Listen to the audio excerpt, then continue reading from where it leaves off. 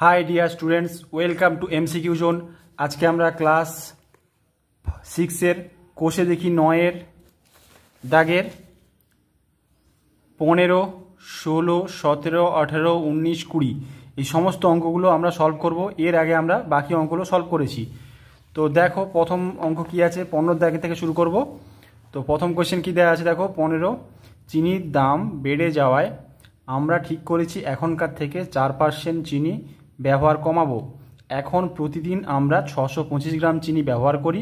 কমানোর পর প্রতিদিন চিনি কত গ্রাম কম ব্যবহার করব এবং প্রতিদিন কত গ্রাম চিনি ব্যবহার করব হিসাব করি। আচ্ছা ঠিক আছে, তাহলে এখানে বলেছে যে এখন আমরা কত ব্যবহার করি, 625 গ্রাম চিনি ব্যবহার করি। তাহলে লিখব কি,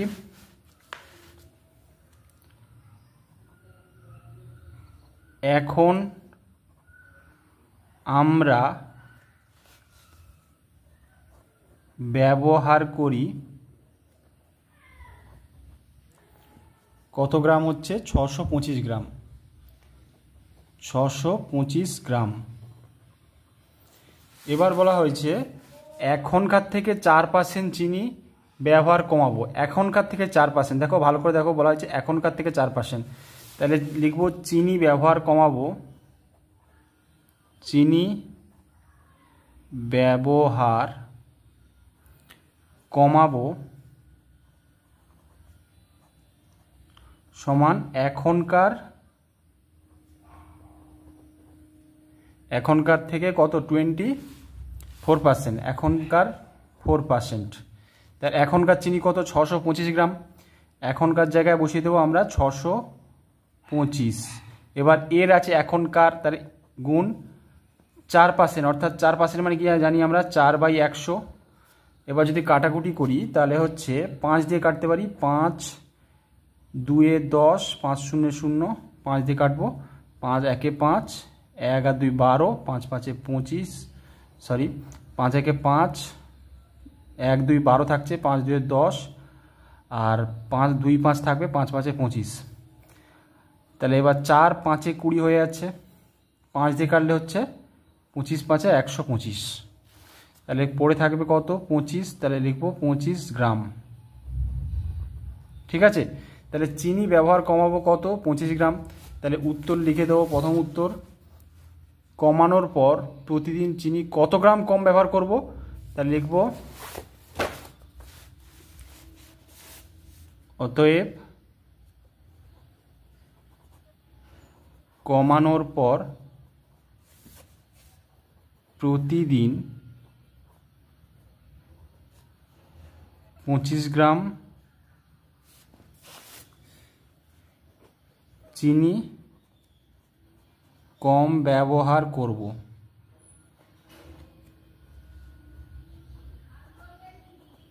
ঠিক আছে, এবার পরের প্রশ্ন দেখো, পরের পার্টের কোশ্চেন এখানকারই, প্রতিদিন কত গ্রাম চিনি ব্যবহার করব হিসাব করি। দেখো আগেও আমরা 625 গ্রাম চিনি ব্যবহার করা হতো, তার থেকে 25 গ্রাম চিনি কম ব্যবহার করব। ঠিক আছে, আগে তো 625 গ্রাম চিনি ইউজ করতাম, 4% কমে যাওয়ার ফলে 25 গ্রাম আগের থেকে কমে যাবে। ঠিক আছে, তাই লিখব প্রতিদিন চিনি ব্যবহার করব, অতএব প্রতিদিন চিনি ব্যবহার করব কত গ্রাম, আগে 625 ছিল, সেখান থেকে 25 গ্রাম বিয়োগ দিয়ে দেবো, গ্রাম সমান হয়ে যাবে 625 থেকে 25 বিয়োগ করলে 600 গ্রাম। ঠিক আছে, এটাই হচ্ছে উত্তর হয়ে যাবে। পরের প্রশ্ন দেখো কি বলা হয়েছে, যে 16 দাগে অনিলবাবু তার মাসিক আয়ের 22% বাড়ি ভাড়া দেন। যদি অনিলবাবু প্রতি মাসে 1870 টাকা বাড়ি ভাড়া দেন, তবে অনিলবাবুর মাসিক আয় কত হিসাব করি। দেখো এখানে ভালো করে বুঝতে হবে যে অনিলবাবু তার মাসিক আয়ের 22% বাড়ি ভাড়া দেন, এই কথার অর্থ কি। দেখো এই কথার অর্থ কি, যে ধরো ওনার মাসিক আয় 100 টাকা যদি হয়, মাসিক আয় যদি 100 টাকা হয়, তাহলে বাড়ি ভাড়া দিচ্ছে 22 টাকা। ঠিক আছে, বোঝা গেছে কি এটা, যে মাসিক আয় কত, আয় যদি 100 টাকা হয় তাহলে বাড়ি ভাড়া ক টাকা দিচ্ছে, 22 টাকা। ঠিক আছে, 22% দেওয়া হয়েছে। তাহলে এটাকেই আমরা যদি লিখি, আমরা কীভাবে লিখবো দেখো, প্রশ্ন কি জানতে চাওয়া হয়েছে যে অনির্বাণের মাসিক আয় কত। তাহলে এটাকে যদি আমরা ঘুরিয়ে লিখি যে বাড়ি ভাড়া 22 টাকা হলে আয় হচ্ছে 100 টাকা, তাহলে সেটা আমরা লিখতে পারি। তো তার আগে লিখে দেবো যে অনিলবাবু তার মাসিক আয়ের 22% ভাড়া দেন। কি দেওয়া আছে, অনিলবাবু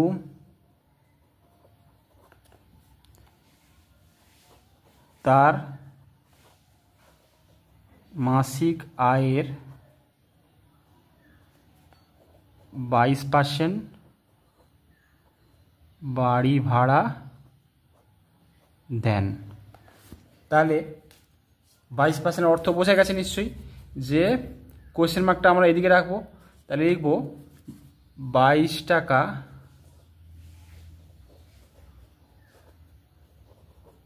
বাড়ি ভাড়া হলে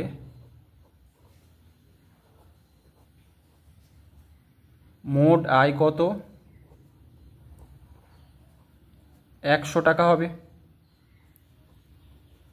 তাহলে 1 টাকা বাড়ি ভাড়া হলে মোট আয় কত হবে, দেখো 1 টাকা, 22 টাকা হলে 100 টাকা, 1 টাকা হলে কমে যাবে, তাহলে কমে যাওয়া মানে ভাগ হয়ে যাবে। তাহলে এবার বলা হয়েছে যে দেখো 1870 টাকা বাড়ি ভাড়া দেন। তাহলে লিখব 1870 টাকা বাড়ি ভাড়া হলে মোট আয়, তাহলে এখানে বেড়ে যাবে, একের জন্য এত, তাহলে 1870 জন্য বেড়ে যাবে, তাহলে 100/22 গুণ 1870। তাহলে আমরা যদি 2 দিয়ে কাটি, 2 11, 2 দিয়ে কাটলে 2 9 18, আর হচ্ছে 2 3 6, 2 5 10। এবার 11 দিয়ে কাটলে, এখান থেকে 11 দিয়ে কাটলে কেটে যাবে, দেখো 11 8 88, এখানে 5 পড়ে থাকবে, 5 5 55, 11 5 55, তাহলে হয়ে যাবে 85, আর 100 গুণ করলে হবে 8 5, এখানে দুটো শূন্য নিয়ে নেবে, তাহলে দুটো শূন্য এত 8500 টাকা। ঠিক আছে, 8500 টাকা কী বেরিয়েছে, এটা হচ্ছে মোট আয়। তাহলে আমরা কি লিখব, যে অনিলবাবুর মাসিক আয়, অতএব অনিলবাবুর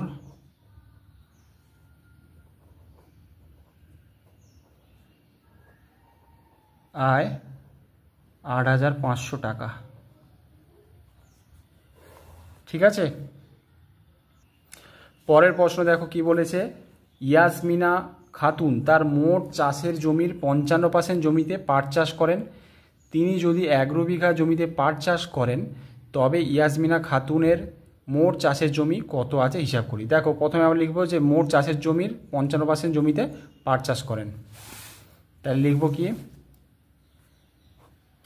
মোট চাষের জমির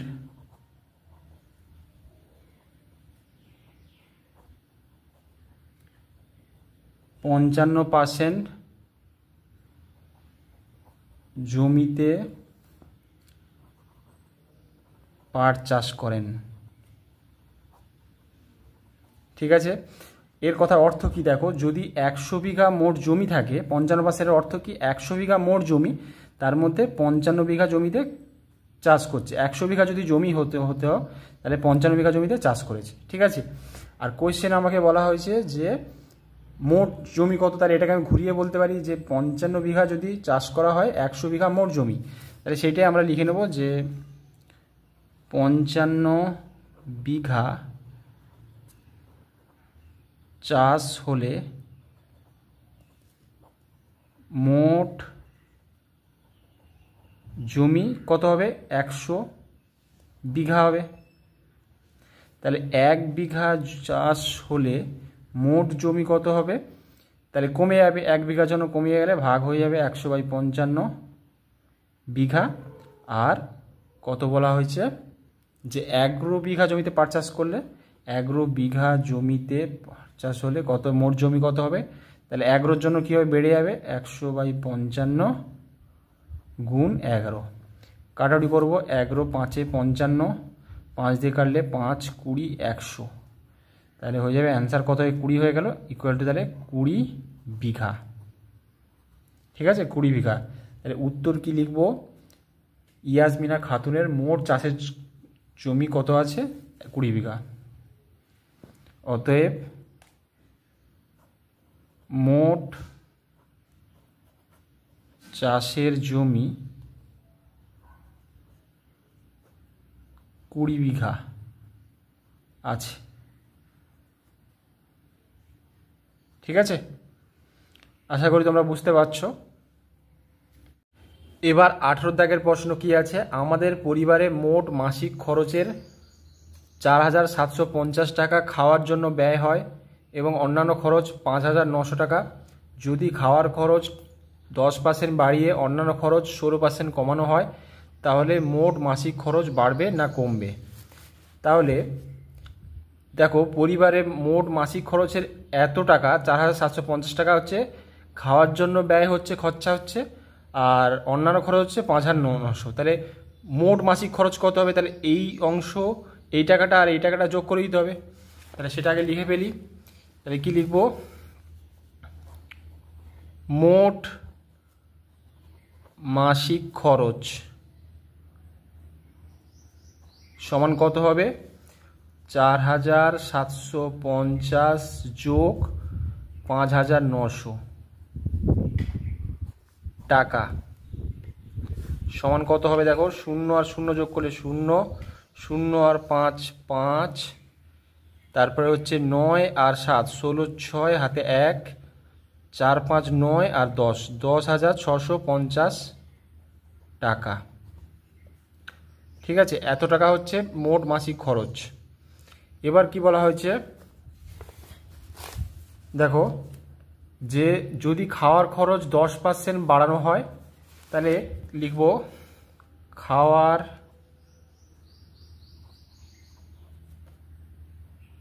খরচের 10% সমান কত হবে? খাওয়ার খরচ কত ছিল? 4750 টাকা। তো 4750 এর খাওয়ার খরচ অর্থাৎ 4750 গুণ 10% মানে 10/100। তাহলে কাটাকুটি করলে 0 0 কেটে যাবে, 0 0 কেটে গেল, তাহলে হয়ে যাবে 475 একাই পড়ে আছে, তাহলে 475 টাকা। ঠিক আছে, তাহলে খাওয়ার খরচের 10% বাড়ানো হয়েছে, তাহলে খাওয়ার খরচের 10% বাড়ানো মানে 475 টাকা বেড়েছে। তাহলে লিখব খাওয়ার খরচ 10% বাড়ালে খরচা হবে কত? অতএব খাওয়ার খরচ 10% বাড়লে হবে, তাহলে কত হবে? খাওয়ার খরচ যা ছিল তার সঙ্গে এটা যোগ করে দেবো, 475 টাকা। খাওয়ার খরচ ছিল 4750, তার সঙ্গে 475 যোগ করে দেবো, তাহলে হচ্ছে 4750 যোগ 475 টাকা। তাহলে হবে কত? যোগ করছি, 0 আর 5 5, 5 আর 7 12, 2 হাতে 1, 7 4 11, 11 আর এখানে 11 আর 1 12, 2 হাতে 1 5, তাহলে হচ্ছে 5 2 2 5 টাকা, 5225 টাকা।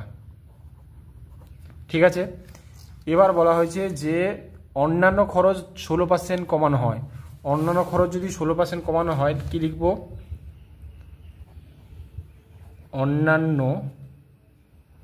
খরচের 16%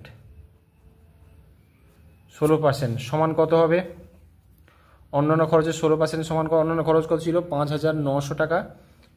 5900 গুণ 16% মানে 16/100। এবার 0 0 কেটে গেল, 0 0 কেটে গেল, তাহলে 59 আর 16 গুণ করলে 6 9 54, 4 হাতে 5, 6 5 30, 30 5 35, 59 একে 59, 4 9 5 14, 4 হাতে 1, 5 3 9, 900 কত হবে? 44, 944 টাকা। তাহলে অন্যান্য খরচের 16% হচ্ছে 944 টাকা। আর বলা হয়েছে অন্যান্য খরচের 16% কমানো হয়েছে। তাহলে কমানো মানে কি, যে অন্যান্য খরচ হয়েছিল সেখান থেকে 16% বাদ দিয়ে দিতে হবে। অর্থাৎ 16% কমলে অন্যান্য খরচ 16% কমলে খরচ হবে কত? অন্যান্য খরচ হয়েছিল 5900, সেখান থেকে বাদ দিয়ে দেবো 944, বিয়োগ দিয়ে দেবো।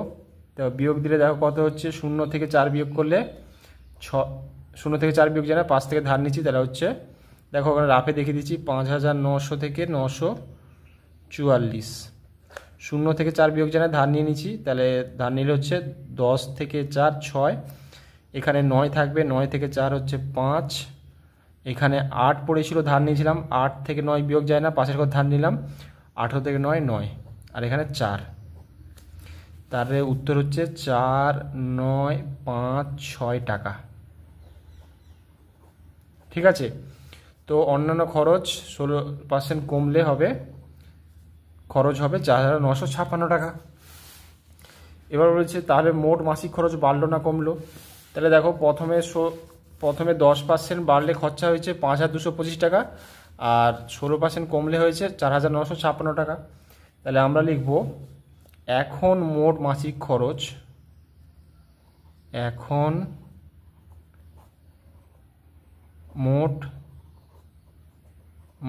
খরচ কত হবে? তাহলে যোগ করতে হবে এই দুটো। দেখো কত ছিল, খাওয়ার খরচ 10% বাড়লে হয়েছিল 5225,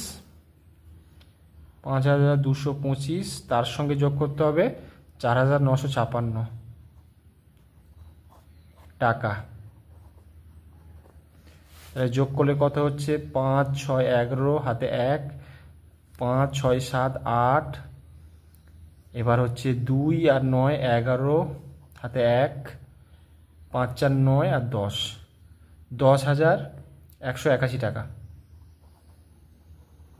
ঠিক আছে, তাহলে দেখো প্রথমে খরচ হয়েছিল, দেখে যাচ্ছি, দেখো প্রথমে খরচ হয়েছিল, মোট মাসিক খরচ ছিল 10,650 টাকা, আর এখন খরচ কত হয়েছে 10,181 টাকা। তাহলে বেড়েছে না কমেছে তোমরাই বলো? তাহলে কি হচ্ছে, খরচা কমে গেছে। তাহলে লিখবো অতএব মোট মাসিক খরচ কমবে। ঠিক আছে, মোট মাসিক খরচ কমবে, কত টাকা কমবে? এবং 10,650 থেকে বিয়োগ 10,181 বিয়োগ করে দাও। বিয়োগ করলে যেটা অ্যান্সার পড়ে থাকবে ইকুয়াল টু কত হচ্ছে, এখানে 10 থেকে দেখো 0 থেকে 1 বিয়োগ, যেটা ভাষে ঘর ধার নিলাম, 10 থেকে 1 হচ্ছে এখানে হচ্ছে 9 হয়ে যাবে, আর এখানে 4 থেকে 8 বিয়োগ যায় না, 14 থেকে 8 বিয়োগ করলে 6, আর এখানে 5 থেকে 1 4, 469 টাকা। এত টাকা এবং এত টাকা কমবে। ঠিক আছে, এটাই হচ্ছে উত্তর হয়ে যাবে। এবার প্রশ্ন কি আছে, একটি শহরের বর্তমান জনসংখ্যা 26,250 জন। যদি বার্ষিক 4% হারে জনসংখ্যা বাড়ে তবে পরের বছরে জনসংখ্যা কত হবে হিসাব করি, 2 বছর পরে জনসংখ্যা কত হবে হিসাব করি। তাহলে প্রথমে আমরা লিখি, দেখো শহরের বর্তমান জনসংখ্যা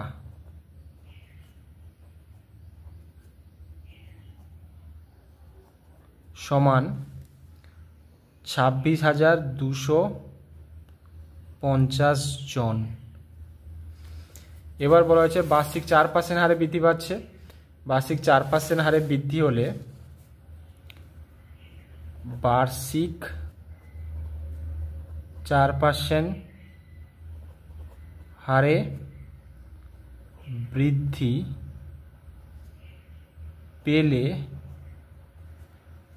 জনসংখ্যা বৃদ্ধি পাবে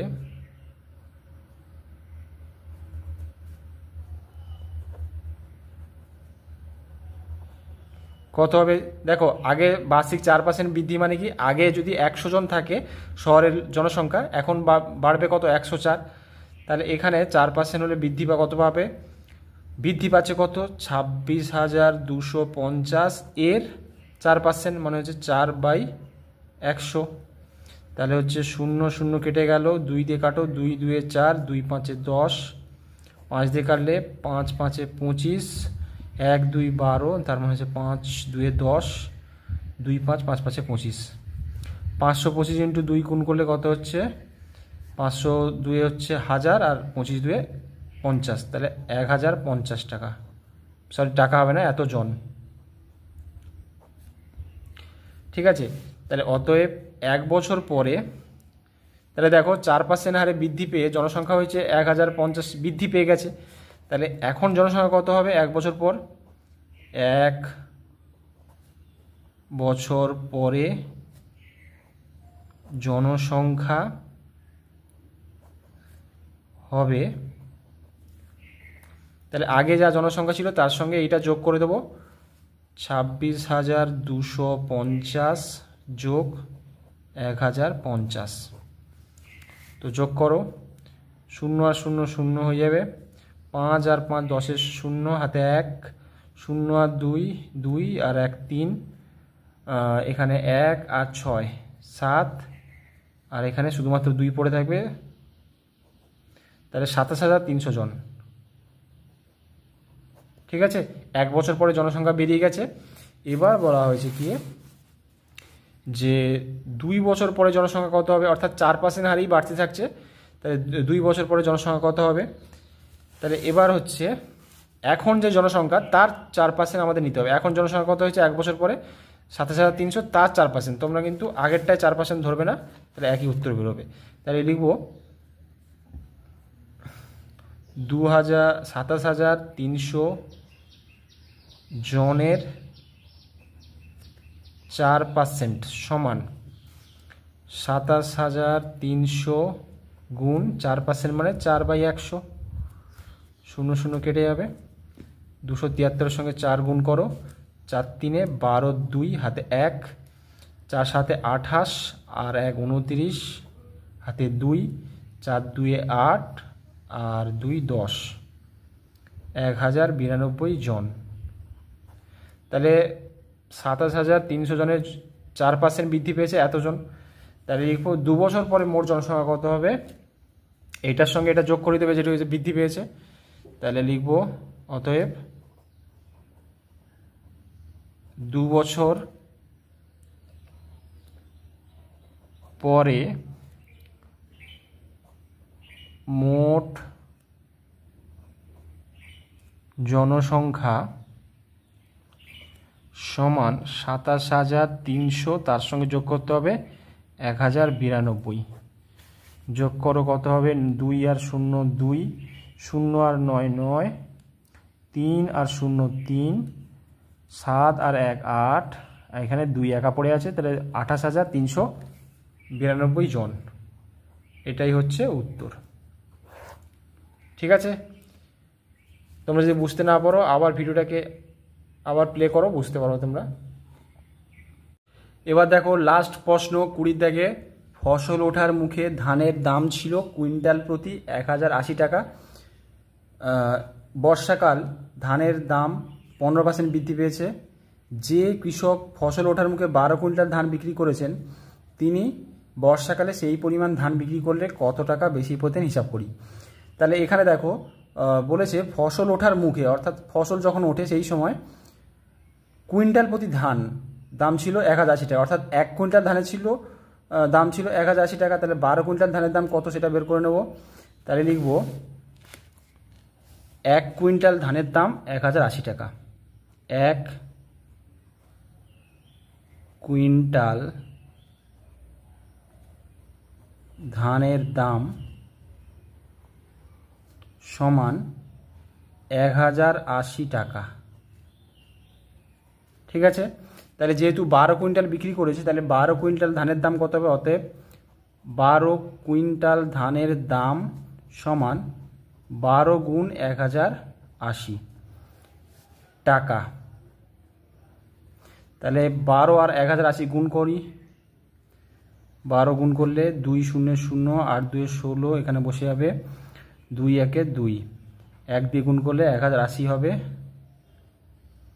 0 এখানে হচ্ছে 6, 8 1 9, এখানে 2 1, 1 2 9 6 0, তাহলে সমান হলো 12,960 টাকা। 12,960 টাকা হলো। এবার বলেছে বর্ষাকালে ধানের দাম 15% বৃদ্ধি পেয়েছে। এবার বলা হয়েছে বর্ষাকালে ধানের দাম 15% বৃদ্ধি পেয়েছে, তাহলে লিখব ধানের দামের 15%, ধানের দামের 15% সমান কত হবে? ধানের দাম কত ছিল? 1080 টাকা ছিল, এখানে বেরিয়েছে দেখো 1080 টাকা। তাহলে 1080 এর মানে গুণ 15% মানে 15/100, তাহলে 0 0 কেটে গেল, 5 দিয়ে কাটলে 5 3 15, 5 2 10, 2 দিয়ে কাটলে 2 5 10, 2 4 8, 54 আর 3 গুণ করব, তাহলে 4 3 12, 2 হাতে 1, 3 5 15 16, 162 টাকা, 162 টাকা। ঠিক আছে, তাহলে ধানের দাম 15% বৃদ্ধি পেলে প্রতি কুইন্টাল ধানের দাম কত হবে? বেড়ে গেছে 162 টাকা, তাহলে লিখব ধানের দাম 15% বৃদ্ধি হলে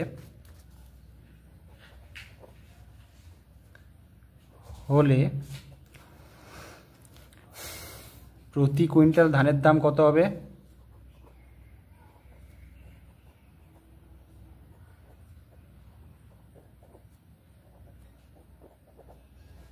ধানের দাম আগে যা ছিল তার থেকে 162 বেশি হয়ে যাবে, তাহলে 1080 তার সঙ্গে 162 যোগ হয়ে যাবে। তো যোগ করো, যোগ করলে কত হচ্ছে? এখানে 2 আর 0 2, 814 4 হাতে 1 1 আর 1 2 হয়ে যাবে, তাহলে 1242, 1242 টাকা। এবার পরের কোশ্চেন কি দিয়েছে, যে তিনি বর্ষাকালে সেই পরিমাণ ধান বিক্রি করলে কত টাকা বেশি পেতেন হিসাব করি। তাহলে এখন ধানের দাম হয়েছে 1242 টাকা, যেহেতু 1 কেজি ধানের দাম 1242 টাকা, তাহলে 12 কেজি ধানের দাম কত হবে? অতএব 12 কুইন্টাল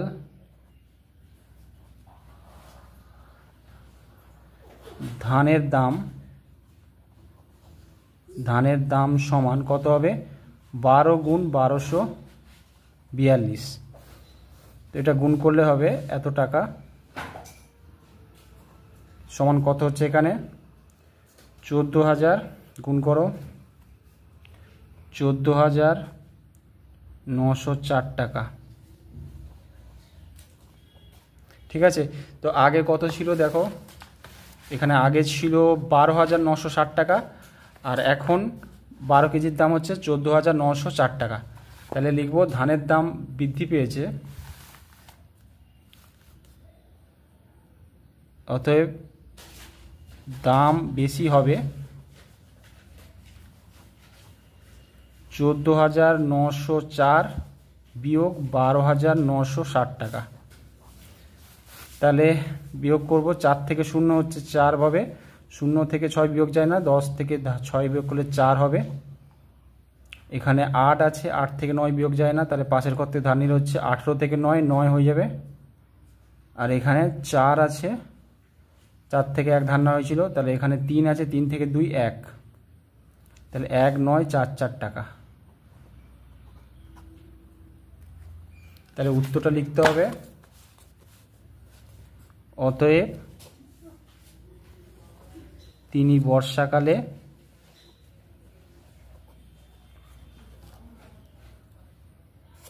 1944 টাকা বেশি পেতেন, 1944 টাকা বেশি পেতেন।